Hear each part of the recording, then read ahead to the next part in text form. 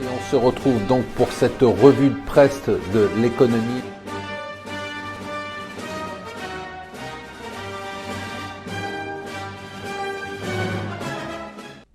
Bonjour et bienvenue sur Mon Financier pour la revue de presse de l'écho. Nous sommes vendredi 13, bouh, vous allez avoir peur aujourd'hui. Alors, les nouvelles du Financial Times après la une, il y a deux nouvelles importantes. Ça y est, elle dégage, Dilma Rousseff, depuis le temps qu'on attendait ça. Alors, elle dégage pour 6 mois. Elle a promis qu'elle allait se battre pour essayer de récupérer son job, mais à mon avis, c'est mort.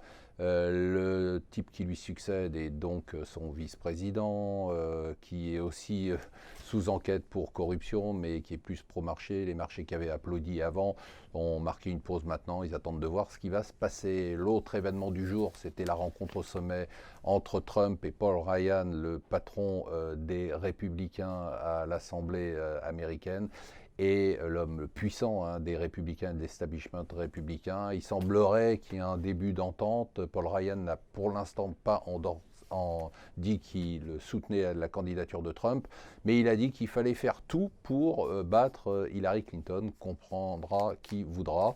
Les marchés, c'est très bizarre cette semaine. C'est une semaine où on a beaucoup de volatilité sur la journée. On a l'impression que ça va partir vers le haut, puis partir vers le bas, puis partir le haut, puis partir vers le bas. À la fin, finalement, on n'a pas fait grand-chose. Le pétrole, lui, provoque des envolées, des baisses. On a aussi des petits mouvements sur les marchés des devises. Mais finalement, on fait du surplace. On a vraiment l'impression qu'aujourd'hui, tout le monde cherche une tendance. C'est vrai qu'il y a des éléments économiques et fondamentaux qui sont vraiment pas bons.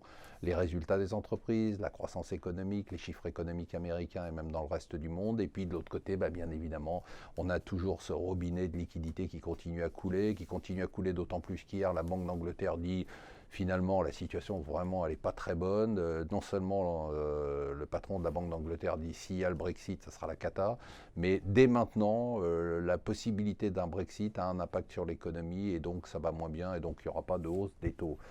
Quel sommet, on a l'impression de regarder une bataille, la guerre des étoiles, c'est entre Apple et Google, Alphabet. Hier, Alphabet est repassé devant Apple en capitalisation mondiale, est devenue la première capitalisation mondiale puisqu'Apple, vous le savez, est en baisse depuis qu'il a annoncé que ses ventes d'iPhone étaient en baisse. Et donc c'est une bataille absolument incroyable, on a l'impression de lever la tête et de regarder la guerre dans les étoiles. Les auto-entrepreneurs, moi j'y ai jamais cru, je sais que c'est un sujet auquel tout le monde adhère et trouve ça formidable.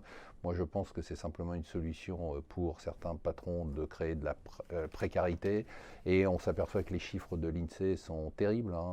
La plupart des auto-entrepreneurs n'ont pas activé leur statut. 38% par exemple des gens qui avaient créé un statut d'auto-entrepreneur en 2010 ne l'ont pas activé, 30% arrêtent au bout de 3 ans et on s'aperçoit finalement que c'est simplement une source de revenus complémentaire principalement ou un déguisement d'un contrat qu'un patron ne veut pas donner plus que le point de démarrage d'une vraie entreprise. C'est un peu triste mais c'est comme ça, il fallait s'y attendre. La guerre, alors on a eu la guerre des étoiles, on a la guerre, une partie de catch entre Angela Merkel et Christine Lagarde. On les imagine en train de se rouler dans la boue et de se battre. Angela Merkel dit au FMI, écoutez, arrêtez de nous emmerder avec l'allègement de la dette grecque. On verra ça au calendrier grec justement. Et Christine Lagarde dit, moi je ne mettrai pas de nouvel argent dans ce deal si on ne parle pas d'allègement de la dette grecque. Bon, finalement, de toute façon, l'accord, il est là, comme d'habitude. C'est une vaste comédie. Voilà, restez avec nous sur Mon Financier.